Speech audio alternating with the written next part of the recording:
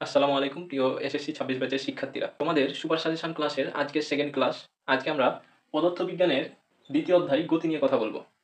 তুমি যদি প্রথমবারের মতো এই সাজেশন ক্লাসটি করো, তাহলে তোমাকে বলি আমার ইউটিউব চ্যানেলের প্লে লিস্টে যেয়ে দেখবে সুপার সাজেশন ক্লাস পদার্থবিজ্ঞান নামে একটা প্লে লিস্ট আছে। তোমরা ওই প্লে লিস্টে ঢুকে চাইলে সবগুলো ক্লাস করে আসতে পারো। আশা করি এই সাজেশন ক্লাসগুলো তোমার এ প্লাস পাওয়াকে অনেকটাই সহজ করে তুলবে। তো চলো কথা না বাড়িয়ে আজকের ক্লাস শুরু করি। আমরা প্রথমেই দেখি জ্ঞানমূলক প্রশ্ন, অর্থাৎ ক নাম্বারে যে প্রশ্নগুলো আসতে পারে। দেখো এখানে প্রথম প্রশ্ন বলেছে সরণ কাকে বলে।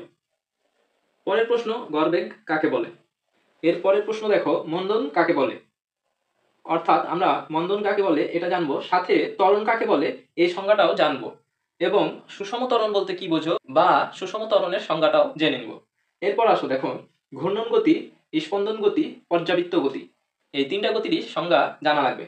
এরপরের প্রশ্ন দেখো দ্রুতি কি বা কাকে বলে, অথবা বেগ কি বা কাকে বলে, এবং আরেকটি প্রশ্ন সুষম বেগ কি বা কাকে বলে। অর্থাৎ তোমাকে জ্ঞানমূলক প্রশ্নের জন্য এই সংজ্ঞাগুলো তোমার বই থেকে সুন্দর করে মুখস্থ রাখতে হবে। এরপর আসি অনুধাবনমূলক প্রশ্ন, অর্থাৎ খ নম্বরের জন্য যে প্রশ্নগুলো করা লাগবে। দেখো এই প্রশ্নগুলো আমি সম্পূর্ণ তুলি নাই, তোমরা একটু নোট করে ফেলো। প্রথম প্রশ্ন মহাবিশ্বের সকল স্থিতি আপেক্ষিক, এটার সাথে আরেকটা অংশ আছে সকল গতি আপেক্ষিক, এটা ব্যাখ্যা করতে বলবে।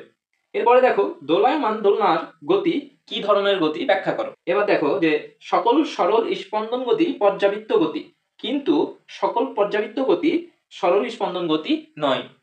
ওকে, এটা একটু নোট করে ফেলো। এরপরের প্রশ্ন দেখো নিক্ষিপ্ত বস্তুর ত্বরণ ঋণাত্মক হয় কেন ব্যাখ্যা করো। এরপরে আরো কয়েকটা প্রশ্ন আছে খ নম্বরের জন্য। দেখো গতিশীল বস্তুর অতিক্রান্ত দূরত্ব শূন্য হয় কিন্তু স্মরণ হতে পারে না, ব্যাখ্যা করো। এরপর দেখো সমদ্রুতিতে চলমান বস্তুর ত্বরণ ব্যাখ্যা করো।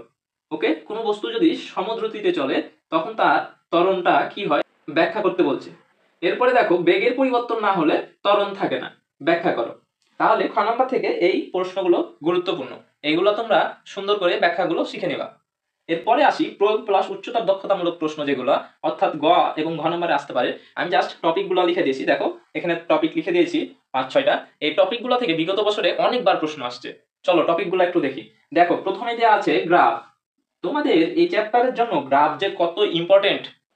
এরপর দেখো যাত্রাপথে কতবার মিলিত হবে, এই প্রশ্নগুলো খুবই গুরুত্বপূর্ণ। এরপর দেখো যে ভূমি ছাড়া মিলিত হবে কিনা। এরপরে দেখো যে ক্যাচ ধরতে পারবে কিনা, এখান থেকেও অনেকবার প্রশ্ন আসে। এরপর পরন্ত ও নিক্ষিপ্ত বস্তু, এখান থেকেও প্রশ্ন আসে বোর্ড পরীক্ষায়। এরপরের টপিক তম সেকেন্ডে অতিক্রান্ত দূরত্ব,